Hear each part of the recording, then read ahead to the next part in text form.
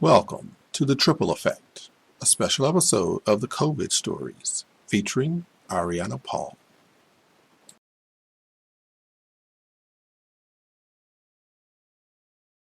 On today's show, we are continuing the conversation about the COVID effect. The COVID effect is this opportunity for anybody to look at their situation and either succumb to it, deal with it, or actually take advantage of opportunities that they may not have had pre-coronavirus or COVID-19. So I would like to have a conversation with a special guest today concerning their story, the COVID story. What has it done to or for their life during the lockdown pandemic, and any other areas that they would like to express or bring to light during our conversation. So I would like to welcome our special guest today, Ariana. Please, Ariana, please let us know what you're doing, what's going on, how's things going, give a little background. And we appreciate you being on the show today. Well, hey, Rashid, thank you for reaching out. I think right now this is a great story to put out there because COVID has definitely turned the world upside down, not just the States, but the world in general. So I'm excited. I'm excited to get these questions going. I'm excited for you to pick my brain. I'm just excited. I mean, prior military and contracting, mental health is like the main thing. And this COVID and mental health is not going well with a lot of folks. So, yeah. Wow. Well, hey, I know one thing I would like to let the listeners know. You are very instrumental in providing support to persons that are looking to go overseas, and even if they're looking for any type of job or looking for careers. I'm sure if there's something in the U.S. or overseas, there are people coming back from overseas that might be looking for something here. So you've definitely been instrumental in providing that support and avenue for the employer and the potential employee. So thank you for all that you do. Absolutely, yeah. I try to use my years of I guess connections, you can say, and networking. But just like everything else, you don't put your name to a lot of things. You help everybody in moderation, because at the end of the day, your name is like the only thing you have. So I absolutely still take care of that. I help as much as I can, but I still try to protect my name in the process. Social distancing. Social distancing, Well, excellent. Well, thank you so much. But yeah, so first question, do you think this pandemic, this virus, this global lockdown is real? And is it necessary? And are we taking the necessary measures to properly address how to react or act within these parameters? It's funny because yes, I think it's very real. Personally, I've had some family friends and things like that were directly affected, diagnosed, passed away, unfortunately, from it, things of that nature. Wow. Do I think that the U.S. in particular has taken the necessary measures? Absolutely not. Okay. The states as a whole, if it would have locked down for the time, maybe 30 days or things like that, I think it would have been a little bit better of a control versus letting each state handle accordingly. For example, here in Georgia, the governor said, shut down this. However, he let the mayors of the cities also, run their own city. So it's kind of like, you know what I mean? It's like, okay, either you're gonna lock the whole place down, or you're gonna leave the cities doing what they do. The only thing I think that they did statewide was school-wise, they shut down all the schools, and restaurants and things like that. They closed down as a whole, where all restaurants are takeout. But things that have slowly been opening, when the governor gave the okay to open the state, right. Atlanta mayor was like, no, we're not opening. But then you have, I'm in a city that's like maybe 10, 15 minutes from Atlanta. I'm in Mableton. Okay. So places here was opening, and then places in Smyrna, another 5 minutes down the road, was opening. But Atlanta was like, no, we're shutting down. So it's kind of like the right hand and the left hand wasn't talking to each other. Yeah. So I think if I had to turn this into a yes or no question? Did they, do everything to keep it contained there? No, absolutely not. Right. Well, that's just my personal opinion. I don't think yeah. In a timely manner, absolutely not, because from what I've read, from me, my research, and for what I've read, it's been in the States as early as I think last November, December. The first like known case was February. And you wait till March. Yeah. So I don't think it was done in a timely manner or in the right manner for that. Okay. To just say it like that. No, just N-O. No, I mean, I appreciate that. And every question, like I said, I got like 3 pages, but I tried to bring a few key questions out. It's all based on things that I've heard, and things like I said, the news and reports and people sending me, these secret videos that, unbanned or not supposed to be out there. I'm like, okay. So, so I'm just putting it out there, and hey, however you want to address it, not a problem. Because some of it is kind of odd, and maybe, but it's not me. But yeah, I agree. I lived in Smyrna for a while, back in 99, 98 time frame. And I worked at Dobbins Air Reserve Base, so that was home for me. Yeah, it's been. I mean, me personally, I work from home, so I consider myself, a social distance champ. I don't go out there anyway. I stay home. I only go out for the necessary. Do I miss going out to eat at restaurants and actually sitting in and dining in? Yeah, but it's not something that I need. You know what I mean? Like it really hasn't, done that type of stuff yet to me. So. Well, good. Yeah, absolutely. I've been off since March 16th anyway, and we full-time telework out here, so it's lot of projects going on. So, what is your COVID story? Like, what has it done for you, to you? How has it changed your life? Has it impacted your life or people close to you, good or bad? It's been a little bit of everything, to be honest. In January, I quit my full-time job to kind of dedicate myself, as you said, to the contracting and networking and helping and assisting folks attaining jobs overseas, or, revamping their resumes to be more marketable here in the civilian world. So, of course, with that being said, when jobs shut down, people assume they don't need a resume. So I'm not, doing, resumes and stuff of that nature.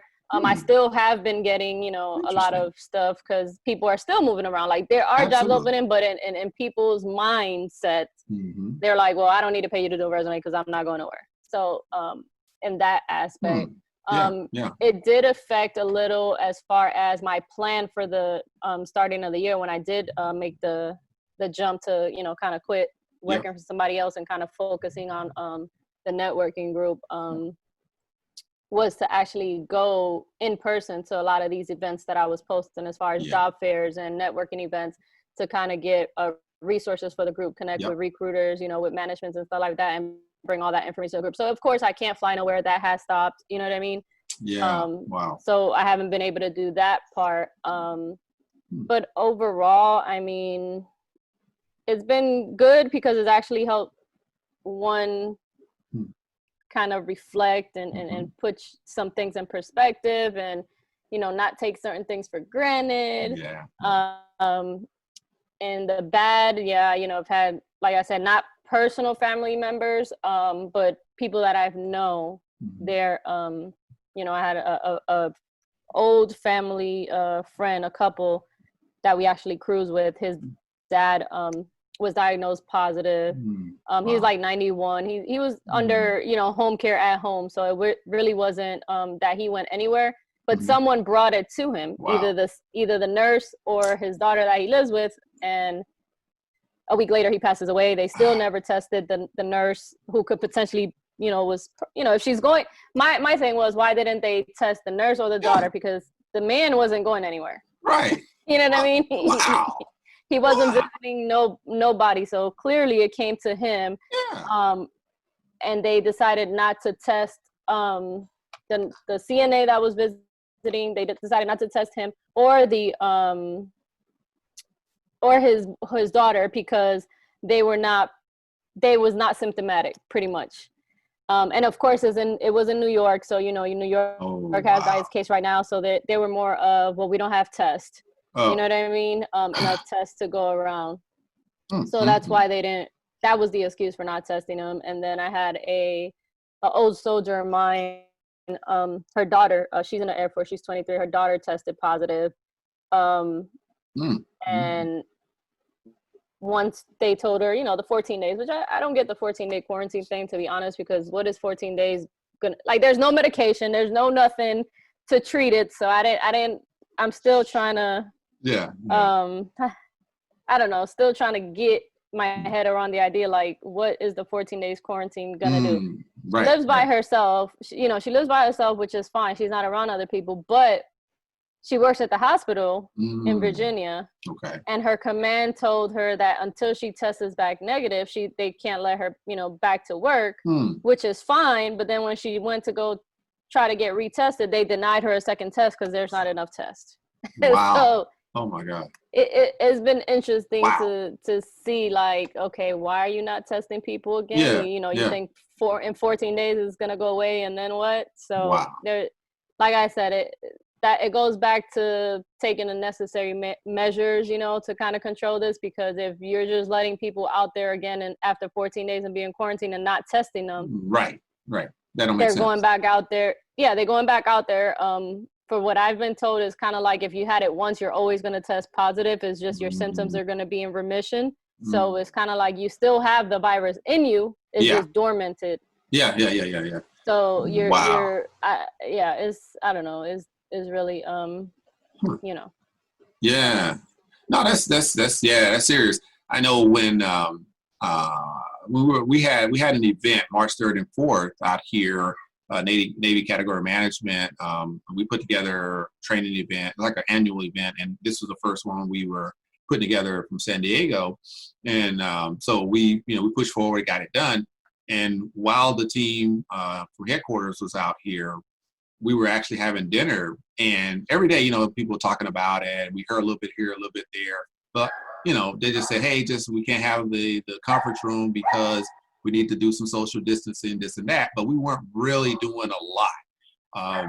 So we were having dinner that evening, and our supervisor got a call, and she came back and she was like, hey, I don't think we're going to be having that meeting tomorrow, because the headquarters folks were sitting there, and the commander called, and they were like, look, when y'all come in tomorrow, we got a meeting first thing in the morning. And that was the 5th, I think it was, 6th, the following week. It was the 12th. That's what it was. So the 12th, I was going on leave on the 16th, which was that Monday. And that 12th was that Thursday. And we were supposed to have a meeting with the headquarters about who's going to be our new leadership and this, that, and the other. And yeah, they basically cut that off, told them, look, y'all need to get on a plane, get back here right now, or you're going to be grounded, basically. And so, some of them looked around and said, so we can stay in San Diego versus go back to DC? Yeah. So they were like, Fight your what? battles accordingly. Pick your battles accordingly, Yeah. So we were all kind of chatting. And one thing that I said was, you're either going to know somebody that got it, or you're going to know somebody that knows somebody that got it. I said, this thing is moving, and it don't have a name on it. So it's going to get who it's going to get. And same thing with, my wife, her, one of the ladies that, from the school, one of the parents of one of the kids, obviously in my son's class. Yeah, she's got it. And I think her and her daughter or son got it. And I was like, God, no, man, that's so we was like, yo, yeah, hey, let's get all the alcohol bottles and, we spread and everything. But hey, you know what? It's and this is why I have these conversations, is because it has presented reminders for us, as well as putting us in a certain, state of mind of, hey, this is pretty much how we need to be cognizant of what's going on around us anyway. Yeah, and that I was gonna add to that yes, that's why I said it is put a lot of people into perspective that you should have had already. Yeah. It's just now forced on you. You know what I mean? It's kind of like, I always say, people use God, Jesus, the Lord, however one refers to him. They use them like medicine. Only when you're sick, only when something's wrong. They only go to the medicine cabinet and pop that aspirin or whatever. Now everybody's calling, on whoever they believe in when they should have been doing that the whole time. That's right. I mean? That's right. Be aware of hygiene, protocols. You and I have been exposed to international countries, and we know how hygiene is in other countries. So, it's just different. It's all about your mindset, and absolutely, I don't think it's. I don't even know what to say about some of the stuff that I've seen. Especially like on the videos of people doing things intentionally and maliciously, coughing on folks and my gosh. Coughing on food and licking ice cream gallons and closing the lid. Come on. And the coronavirus was in a 7-Eleven right down the street. It wasn't nowhere overseas. No. People lick it. What did they lick before they licked the ice cream? Exactly. So it puts you in that, in that mind, like, oh, okay. But yeah, it puts us on alert, it puts everybody on alert. I'm kind of like, I'm not glad that it happened, but I'm kind of happy to see some of the stuff that has, happened. I had seen a post, and while we're on the phone, I'll look at it if I find it. But it was more like, things are happening that should have been happening a long time ago. Home cooked meals. There you go. People spending time with each other. Families. Interacting. Things of that nature. I'm trying to find the post. The air is cleaner, pollution is less. Things like that. That I've been seeing. I'm pretty happy about that portion. So there was a question about something like that. I asked somebody else, but I think it would be relevant to ask you, which was not part of the original questions, but it is relevant. Do you think the shelter-in-place order helps couples or families build closer bonds, or sow division and create domestic violence? Yeah. I would say probably here in the state of Georgia right now is a 50-50. Because according to the news and statistics, domestic violence has risen since then. I guess criminal activity as far as stealing and stuff has gone down because, stores are closed, so you can't go in there and rob, so to speak. Right.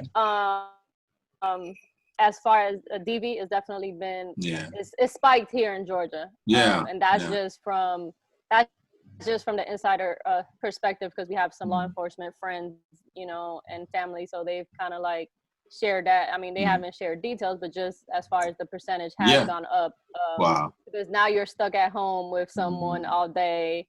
So I guess it goes back to who you decided to, cohabitate.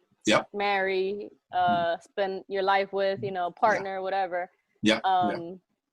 So I think my husband has said something like, this coronavirus, people is either going to come out divorced, dead, financially broke, or financially stable, depending on which route they decided to take. Either you decided to just all day about petty stuff, or you decided to go online and fix your credit because, credit companies have 30 days to reply and, they close. So legally, go fix your credit. It just depends, But yeah, DV has gone up. And it goes back to, having, like, me and my husband, we get along. So, like, our house is big enough to give each other space, or, I'll go walk the dog and, things like that. And like I said, we work from home anyway. So it's never been that type of an issue for us in particular, but we do know some folks that that it has affected in that way. That's interesting. I mean, and that was just one of the things that I saw, I think on the news, or I heard it or read it, that, there were some serious issues. I think Mexico, in the country, they said they had some really serious issues with that. as far as domestic violence. And then there was a couple other countries as well that was more prevalent. And I said, wow, that's, so with that being said, I know you talked about mental illness, and I think this is Mental Illness Week, Awareness Week. It's the month. Okay. The month of May month of May is mental health awareness. Okay. So with the issues of, domestic violence, issues of sheltering in place with a toxic environment before the coronavirus issue, COVID-19 lockdown, post or even during, how does that relate to, and how should it maybe be handled in the context of mental health? How does it's a cliche, it's kind of cliche to say, but if your mental health ain't right, nothing else is going to be in order. Especially when things are taken away from you. I'm trying to say it in a political way, but there's certain people, type of people that have a sense of entitlement. Right. There's a shelter in place for a reason, but then you have, again, certain, type of people that feel entitled that they're violating their constitutional rights or, things like that because you're telling them stay in the house and you can't go nowhere. So it's just, I guess, sad would be the word for me to say. Because the mind plays tricks on people. Okay. And if you're not tied to something, I'm not saying be religious, because you don't, impose religion on anybody, but if you're not tied to something, to believing in something, your faith or anything like that, you're gonna go crazy. Yeah. There's no ifs, ands about it. That your mental health is gonna decline. I'm a spiritual person by faith, and I've always operated, faith over fear, so do I go out there and be reckless? No, I go out there, I put on my mask, I put on gloves in the places that we're gonna, do that or whatever. But I have faith that, I've always believed if it's my time, it'll be my time. Right. So I'm not scared of anything that will come, am I gonna provoke it? No, but exactly. you can walk out and anything can happen, but you kind of take the precaution, the safety measures that you need to take, and then anything else is just no, that's true. It is what it is, you know what I mean? That's my health, my mental awareness, and I think a lot of people also have the mental health issue come up because nobody seeks true help for it. There's a lot of stereotypical things. If you go to a therapist or you go to a psychologist, you're crazy. And no, therapy is good. You know what I mean? I've gone to therapy. You know what I mean? I go seek professional help. You can't seek professional help from friends on Facebook, from your regular friends or family, because at the end of the day, they're going to be biased anyway. You know what I mean? I saw this thing on YouTube. I can't remember where it was, but it was kind of like a role play where it was a psychology class, and it was kind of like a role play where, like, for example, if you and I were there, if I give you advice as a friend, I'm going to give you a certain type of advice versus if you ask me advice of me not knowing you. You know what I mean? It's going to be totally different, I say that to a lot of my girlfriends all the time. They'll call me and they ask for advice, and I'm like, are you asking me as a friend, or are you asking me if I didn't know you? Because you want me to tell you the truth, or you want me to lie to you? It's kind of like, you want me to tell you the truth about it, or you want me to tell you a lie about it? So I really pray that a lot of people are seeking the help that they need. Whether it's just regular mental health issues, certain mental disorders, PTSD, things of that nature. But wow. No, that's real. I actually, the same thing. I mean, I spent, went through a 13-week program over here in San Diego with the PTSD clinic, and so you're right. I mean, it's different. You do learn a lot about yourself, as long as they provide, a good platform for you to do that. So one of the questions I wanted to ask was, do you think putting $1,000 into the hands of citizens is better, or should they do student loan, car loan, house loan forgiveness? Which you think is better?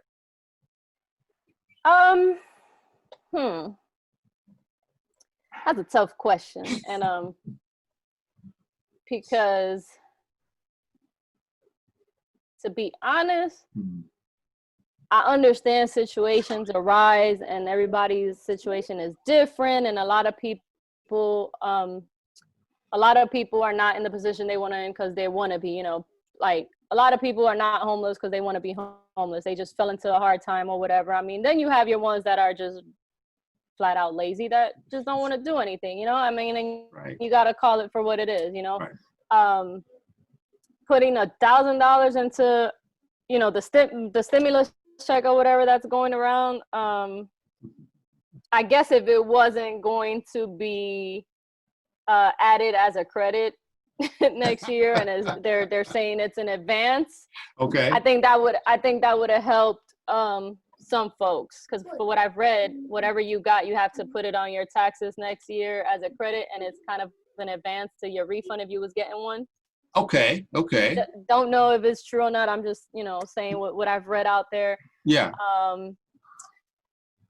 And I think they gave it to people right at the right because they gave it to people right before the places were about to open. So kind of to like put it back in the economy, so to speak. Right. As far as forgetting student loans and car loans and things like that, I would have probably, I'm kind of like half on that. And I only say that because that'll crash the economy. You know what I mean? If people don't pay their house notes or their car loans, all these institutions that lend you the money, they're going to be seeking now bailout money. Right. You know what I mean? To kind of recruit these mortgages and things like that. The average mortgage here in the Atlanta area, in some of the most higher neighborhoods, is about $2,000 a month. So just in my neighborhood alone has 400 houses. So, $2,000 a month times 400 houses, if you forgive that for 90 days. Yeah. Now, deferment, I would say, I probably would have said, use the word deferment, okay. Defer for 90 days. And, because deferment, all they're going to do is tax it on the end of your loan anyway. And if you're in a home, you're at least 15, 20, 30-year loan anyway. So what's 3 months going to add to it, I would see that. Student loan, I don't think nobody should be charged to go to school. That's my thing. If they're trying to better themselves and professionally develop themselves, I don't think, and that's just me, military. I didn't have school loans, but it's kind of don't want to say a bad word on here, but it's kind of like backwards. It's kind of backwards for somebody to go to school for 4 years and then come out with all the debt, and half of the time they can't find a position with the degree that they trying to go for. I have a lot of people actually in that situation right now because they have all these IT degrees, but they don't have the IT certifications that a lot of companies are wanting. And a lot of the schools are not pushing certifications, because one, they're not accredited to push those certifications.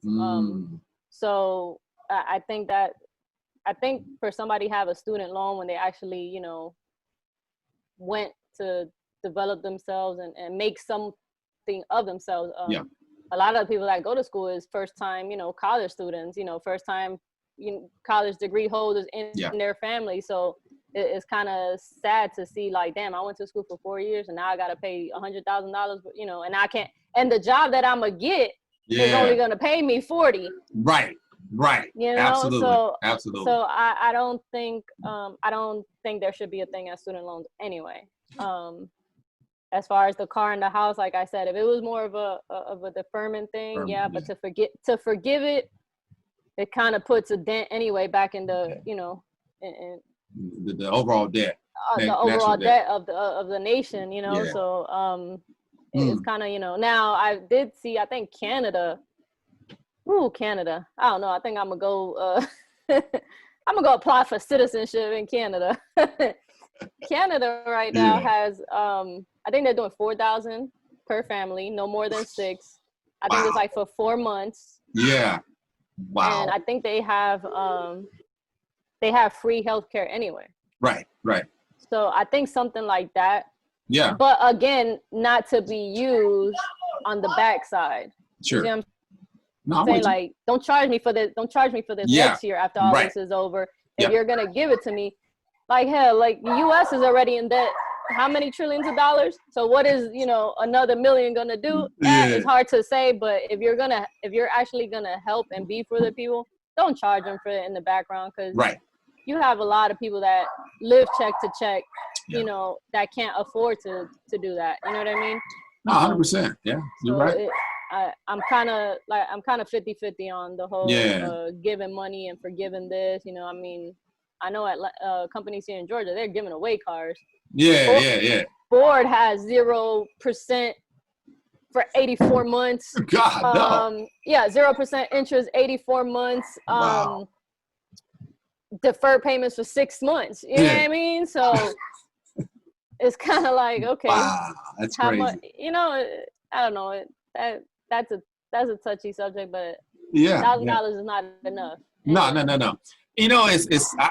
This is interesting, and I try not to dive too deep into this one because I've had a lot of conversations about UBI and even the stimulus piece, because it's no secret. When the presidential campaign was going, I was a big supporter of Andrew Yang, and because of I read his book, The War on Normal People, and it just like, wow, this guy must be inside my head, because it just resonated with me. And so when this came up, this was more of the short term, let's give you a little stimulus and just say we did something. $1,000 a month, every month for a year makes sense. $1,000 for a couple of months and then try to give it back later, it's ridiculous. Like you said, it ain't enough for nothing anyway. But I mean, obviously, there's people out there that definitely can benefit from it. But unfortunately, and the other question I had, which I didn't throw at you, was what about $2,000 a month? And that right there, to me, because that's what they're talking about in the. I think that's what they're talking about in the new the new proposed bill, stimulus, like the Heroes Act. But but that's now think about that. If you're at home now and you get $1,000 for like 1 month, and then the family whatever gets like, let's say 4,000 was the total they get. I think it's like no more than 6. For what I read, it was 2,000, and then instead of giving you 600 per child, they was gonna do like 1,200 per child, but no more than 6,000 for the family, for the whole household or something like that. Right. There's a max. Yeah. I don't know, Rashid, to be honest, like, I'm just gonna say it. We already have enough lazy people in the U.S. And that's what I'm saying, though. If you do that, it's crazy. It's too much. What they say, I think it's 37 million people on unemployment right now. Oh my God. They're talking about extending it until January 2021 and an extra 600 a month. But then you got nurses out here and all that. They're not getting paid what they should be getting paid. But you got people at home not doing nothing. And getting a whole lot of more money. And getting a lot more money. I think a lot of that stuff needs to be, revisited. But again, that's above my pay grade. But that's the kind of stuff that, I downloaded the write-up. It's literally 1,800 pages. So no, I haven't read it. But you need to do a control fine and stimulus. Let's see what it talks about. It's serious, it's a lot in there. So I've gotten some of the extracts and try to get a little understanding of it. But one of the things that, because one of the things I write about, and I have a speaking engagement on the 28th about, is the Fourth Industrial Revolution and the future of work. And so that's really like a focus of mine. And even at the job, with the Navy, I'm on like the 5G emerging technologies, what is it called? Federal Mobility Group. That's what it's called. And so, these are things that I just really sink my teeth into. And then when I see them talking about, hey, let's do this, the money versus the loan forgiveness, you're absolutely right. If they want to play a game, then that's the problem. But they've already caused the major problem. So this is where this came from. So in the perspective of they've already given these companies billions of dollars to bail them out, to hold them over, right? And then mortgage companies, car dealerships, all these cats have already gotten the money. So why don't you, now we're going to pay you on top of your stimulus package? Come on, guys, give us a break here. So like you said, you're seeing for 0%. Okay, now, but don't try to hit me up, a year and a half from now and say, we changed the plan. You need to read the fine print. I mean, be legit. Like, yes. And I think that's what's gonna happen for a lot of people that's jumping into things of that nature.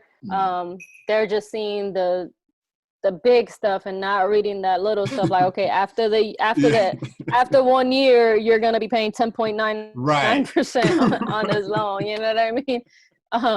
But yeah, it goes back to people being aware of their surroundings, aware of what they're signing, aware of what they're reading.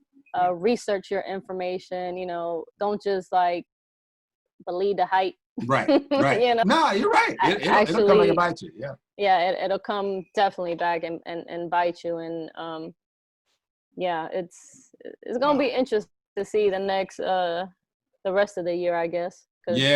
2020 just owes us a whole refund. Like, it should, like, come December 31st, 2020, when strikes hits 12, it shouldn't say, January 1st, 2021. We need to get January 1st, 2020 all over again.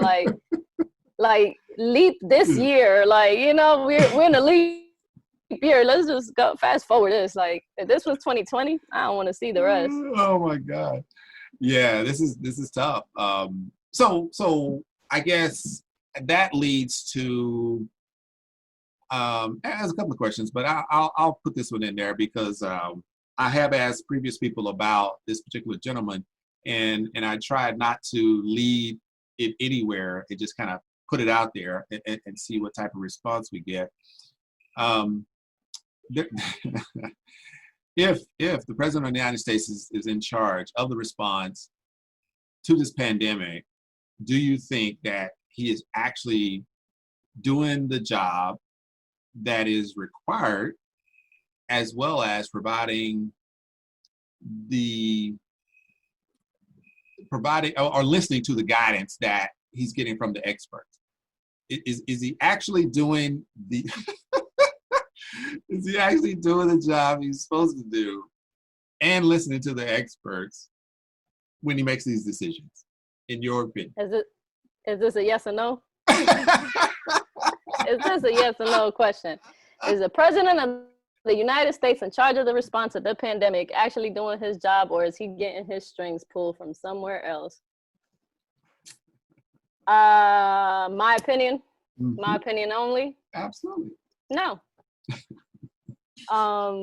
He is doing whatever he wants to do, except when it comes to the stimulus. He wasn't in agreement with a lot of these stimulus packages. He only became in agreement when he signed his name on the actual paper checks. Luckily, direct deposit, it don't say it's from President Trump, so I was okay with that. But I don't, like I said, his sources had already identified this issue early November, December. The first case was discovered in February. And to me personally, if it was about the people and controlling the United States, which, president of the United States, but that position, everybody looks at the U.S. as, I'd be saying he the president of the world, because everybody looks to the U.S. as is, the greatest nation. So everything that the U.S. does is kind of like, obviously in the limelight, we're on memes everywhere. So I think it could have been handled a lot better, because November, December, they said it was calling it upper respiratory infection. So I absolutely not. I'm just going to just say no. He is not doing what was supposed to be done and taking the proper course of action with his response to the pandemic in the United States. I'm going to keep it like that. That's good. No, hey. I mean, I have a soft spot on it because I'm originally from Puerto Rico, so we all know the comments that he's said about the island. So, Yeah. their president is not doing nothing. You are the president, like, so just things of that nature has kind of like Wow. given me a different perspective on that. Yeah. Puerto Rico actually has done an amazing job in, controlling stuff. Yeah. They actually have curfews in place. You actually get fined if you're caught out in the street. Like, they're taking it a Wow. little more serious than the United States. They even Yeah. incorporated, it's called in Spanish, if I translate it to English, it's kind of like pick plate, like pick license plate. So basically, Oh.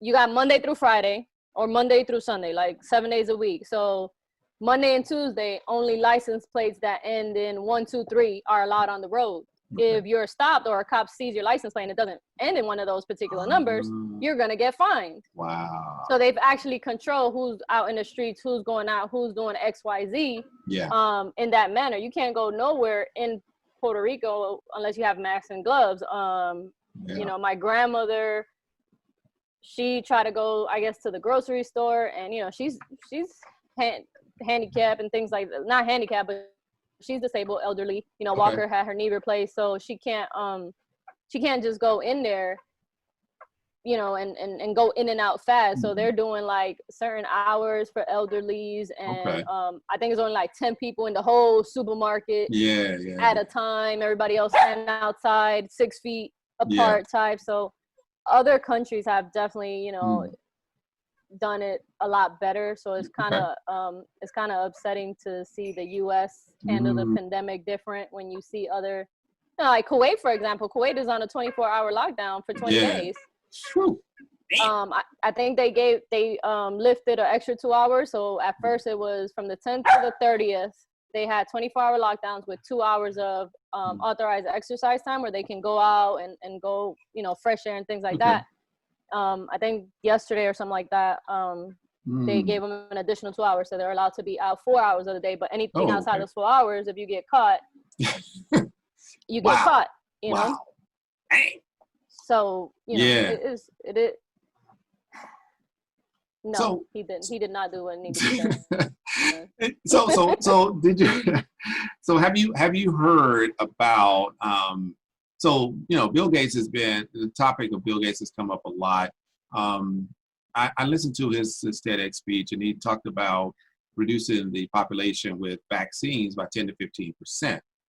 And and so when you start to see his name associated with this particular virus and the rate of people getting sick and some not recovering from that, and would you rely on Bill Gates to be part of the team to create the vaccine based on his particular stance on vaccines?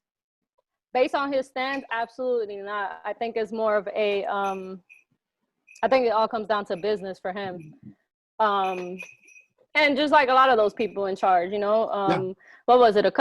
Wasn't it a couple days before all this, or maybe a week before the stock market crash? All of them CEOs, stepped down, and then they was allowed to buy their shares at a much lower cost. So it's all about, it's all about money. Money rules the world. Money rule, root of all evil. So I think he might just want his name on something, to go out with a bang when it's time to go.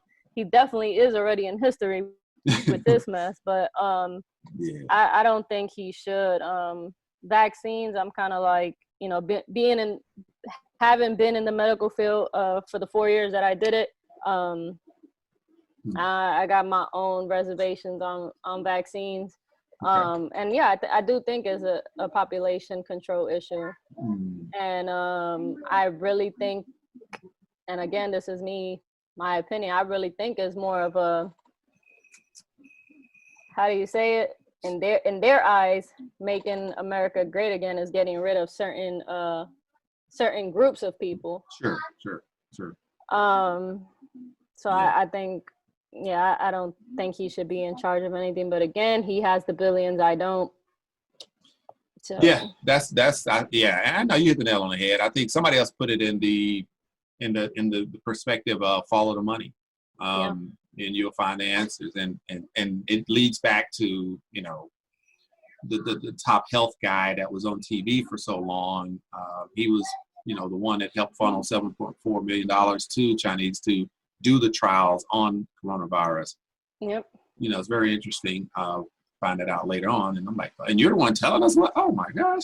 So, okay. So, all right. I know we've been going at this for a while, so let me give you this last question, and then, like I said, you can take it anywhere you want. And if there's something else that you want to add, not a problem. Definitely hear all ears. What would be your course of action or reaction or coping method if you or someone in your immediate family was hospitalized because of this coronavirus? Funny you say that. My mom called us, I can't scream to my husband, but I think it was, what's today? Today's Saturday. Mm-hmm. So I want to say it was either Wednesday or Thursday. She called. She said they had sent her home from work because she had a fever and she wasn't feeling well. So obviously she lives in Minnesota. They sent her to the hospital and they did the COVID test. So right now she's waiting to see what her results are or whatever. So being that that's my mom, again, I am, between a rock and a hard place. You know what I mean? Because even if she did test positive, they're going to make her go to the hospital and I can't go. Yeah. So it's kind of like, what can you do at that point if they're not letting you be with your family members? Family members are dying alone, via FaceTime or whatever. I don't know what I would do if I don't think she has it. I pray she don't. But if it came back with a different, outcome, I don't know what I would do. Me personally, like, that's my only living parent. So I think you would probably need to call me and check if my mental health is okay, because that'll be a different thing to take. But like I said, having known a couple close friends and families that had it, like I don't know how they honestly I don't know how they did it, because our family friends that his dad passed away, although he was 91, and it's expected for an old elderly person to die, but for him to have been gone in a week and not been with none of his kids, I can only imagine what they have, what they had to go through. You know what I mean? Like they couldn't say anything. You couldn't say bye to him. You could nothing. Like, so it's kind of it's tough. It's tough for the people that I've seen go through it. And honestly, I don't think I want to experience it at all. Woo! Yeah, well, I hope you don't have to. That's. I don't know how would I. You'll know. I'll call. I'll send a message or a smoke signal, but I don't know what I would be, coping that. And again, that's why we've been staying away. Our neighborhood, we live in a HOA community.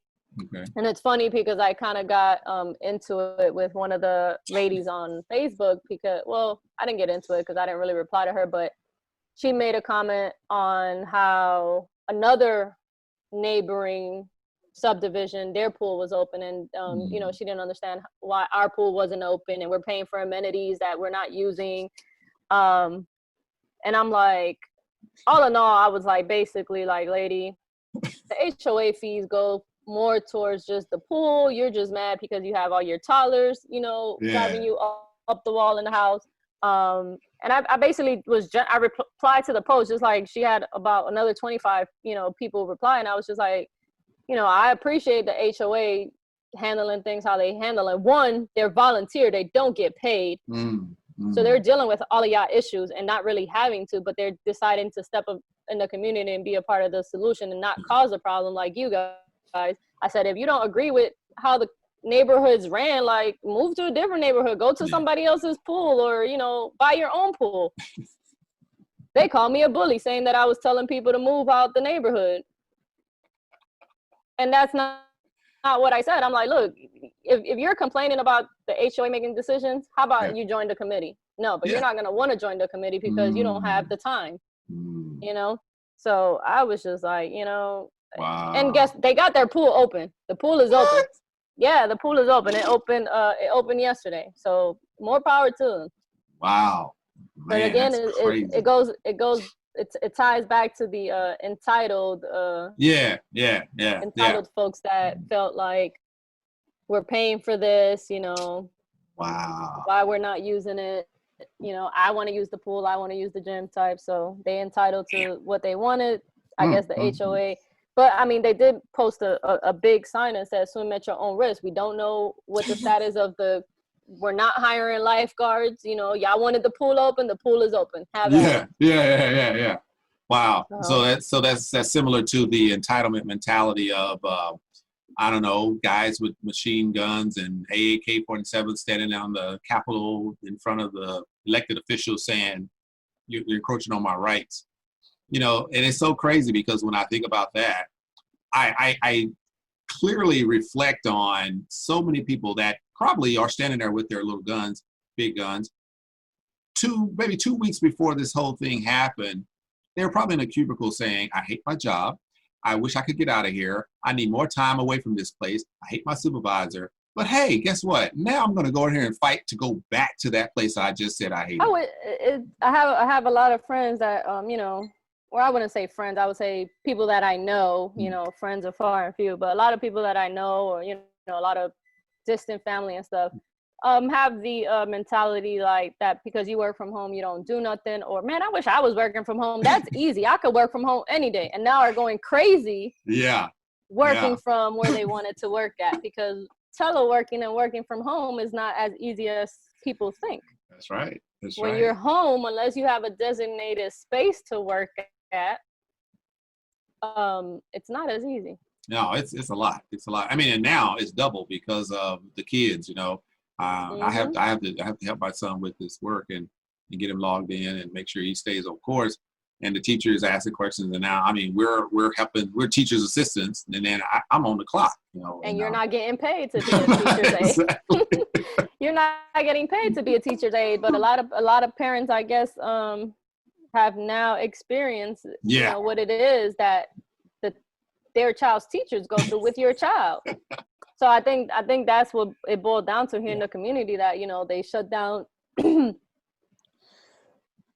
excuse me, they shut down school since March, and you've had these kids this whole time. Now you're going crazy. Now you're like, open the pool please so I can throw them in the water and I can sit back in the lounge chair and not do nothing and just drink my wine. Yeah. Wow. So, okay, I know that was supposed to be the last question, but... Oh, no, you're fine.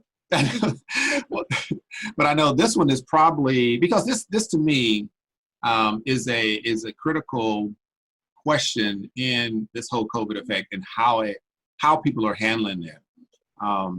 So I read somewhere there was about maybe 2 large corporations that generated about $280 billion in maybe the first 2 or 3 months of this lockdown, quote unquote.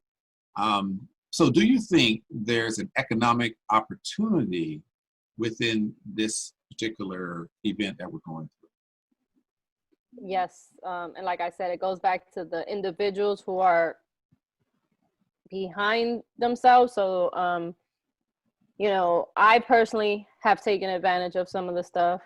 I have a friend, you know, her and her husband decided to start a mask company. So they're doing custom, you know, face masks and things like that. Because although it's just the pandemic right now, I do think that masks and gloves are about to be like the norm. You know, because people are more self-conscious and aware of health and breathing in the air and things like that. So I do know a lot of people that are taking advantage. The whole class of 2020 quarantine things, you know, I've seen a lot of the t-shirts, you know, a lot of people are taking advantage of designing the stuff and making it, you know, you know, doing new things like, you know, drive-by birthdays, you know, drive-by baby shower. So a lot of people are taking the financial opportunity in it. And I think that if they didn't, it's kind of dumb of you not to have some type of financial gain from it, or at least come out of this pandemic with at a minimum of one extra source of income, or one extra stream of income, how they say, you know what I mean? Sure. I think it's taught a lot of people not to depend on your 9 to 5. Right. So a lot of people have become creative. So I do think is a chance to do that, you know? I don't know if one of those corporations was all these, you know, DoorDash and Grubhubs and stuff like that, but start one up. You know what I mean? Yeah. Start, like I said, the U.S. is behind the curve. Like, I don't, when I was in Kuwait, my laundry guy used to come to my door, get my laundry, go wash it for me to come back folded and clean. Yeah. You could start something like that in the U.S. The U.S. likes convenience, you know? Yeah. So, like, if you can monetize from it, yep, and you didn't, again, it's a shame on you. It's shame on you, you know? Yeah. You know, you do something, you miss something out once. I saw something on Instagram, like, you know, one of my friends had posted, like, I guess when the first recession happened, you know, I missed out on it, but this time I'm not missing out on That's it. You right. know? So it's like, you miss out on it one time is your fault. You know, the first time is a mistake. Second time, now is a habit. Yeah. You just like missing stuff. Yeah. And if you miss it, if this thing comes around again and you miss it again, no, then it's just the lifestyle you choose to live. You're right. Exactly. So, yeah. No, that's real. And that's the one I like asking that question, because the thing that sparked that was, one, because I did see some of the things on the news, but when you go back and look at historically, in the down market is when fortunes were created. They were made, obviously, because a need was seen for what happened after the pandemic. And so the people that are positioning themselves now are going to be the winners, you know, between 6 months into a year after that. So one, I've set up, and it's a local group we have here, and, you know, with black men, and we're trying to do the right thing. And so one of the things that we talked about, obviously, you know, financial management, financial fitness, and literacy. And we gear it towards the community and underserved young men. And we mentor and coach and do that for them. We have events and all that. But I'm like, what are we going to do with this opportunity, though? You know, financially, where are we going to be a year from now? Are we going to look back and say, oh my gosh, I missed it? Or we already have a collective mind here. What are we going to do? And so I focused on, you know, the stocks. I'm normally looking at Forex or cryptocurrency, but now I'm like, you know what? There are a couple of areas that I'm not going to let pass me by, and taking advantage of that. So, yeah, and I'm putting together a group now that is just focused on kind of a collaboration of like-minded people that either have a business or want to do a business, but want to work with a group that's serious about accountability in supporting each other. You know, maybe 10 to 15 serious people. So that's something I'm working on. I have some names. I got, you know, people in different industries that have done very well, that are plugged in. So definitely, you know, and that's why I really, you know, admire the fact that, you know, you like, hey, look, I'm going to take this step. I'm going to do what I got to do. And this year you started that process. But it's funny you say people, you know, think they don't need resumes now. That's just absolute. They have blinders on. Like, yeah. I mean, I wow. did make a post on the video because just a little bit of what's coming with the group. Yeah. Obviously, I don't know if you know the backstory of why I started that group, but I started that group because my actual personal Facebook group, once I was in a position where I was in the project manager's office, a lot of people were just requesting me because, let's get in Ariana's Facebook because she's going to post openings and things of that nature. Okay. So then it became a part where I was kind of like in my own Facebook jail, because even though I have personal family and friends on my Facebook, I really couldn't express some of the things that I wanted to, because it was people in there that I didn't know. You know, I was just accepting people because they wanted to see what positions, what contracts was hiring, things of that nature. So it came to a point where I was like, you know what, I have 4,000 people in here and I don't know half of these folks. So I was like, let me start a group. So I started the group, and the group only started with like 300-400, maybe 1,000 people. When I took everybody out of it and just put them in the actual contracting group, you know. I started that group December of 2014 now. Oh, wow. You know. Wow. Okay. So I put everybody over there and then just kept my Facebook to my Facebook, you know. But in talking with, you know, someone overseas. I mean, I'm not going to mention their name, but they actually approached me to think about bidding on contracts. But you know, I still got to do my incorporation and stuff like that, but it's going to be ARP Solutions, you know, my initials, you know, Ariana Roland Paul. But the ARP in this case stands for Advanced Resume Professionals, LLC. And in turn, I want to predict on the high end, I want to say maybe 5 to 8 years. On the low end, this pandemic, of course, has put a little bit of stop to it, because I thought I would be a little bit more further into the process, because I have to do a lot of visits to the DC area for it to happen. But essentially, ARP Solutions is going to be a staffing firm. Great. A staffing firm for government contracts. So basically, you know, you're the contractor. So let's say you're, you know, well, you're L3 Solutions, right? And you want a contract with, you know, the 160th Brigade, and the 160th Brigade is asking you for, I need 10 IT personnel. They need to have XYZ. I need 3 logistics, XYZ, blah, blah, blah. They gave you, I need these people. I need them in 90 days. They need to have all of this. You come to me as L3. You're like, hey, ARP, I need these people, blah, blah. Then I am going to take care of, our company is going to take care of making sure their medical is straight, making sure they actually meet the requirements for the contract, assist them in certifications if they need it, you know, like just basically bring them up to speed. And then I'm gonna call you, L3, I need you to I need those itineraries, I need to send them out, they're good to go. The company, you put your people, you know, in country within